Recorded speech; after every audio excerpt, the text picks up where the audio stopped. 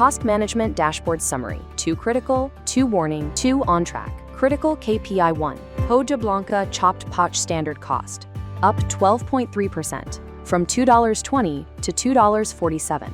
A direct margin risk, unless addressed through repricing or cost absorption. Critical KPI 2. Batch Order 8791, defect waste at 15%. Against a normal range of 2 to 5, that's 3 times higher than expected, driving significant production cost inflation. Cost variance trending negative, $2,960, 85% driven by material issues. Material overspend alone, $2,205.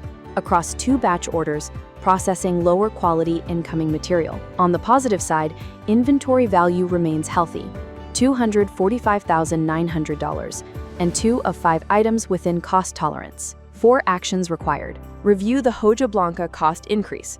Decide reprice or absorb. Investigate the 15% defect rate. Is it a one-time issue or a pattern?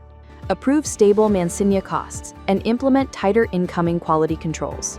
Cost management AI agents, shifting manufacturers from reactive reporting to proactive margin protection.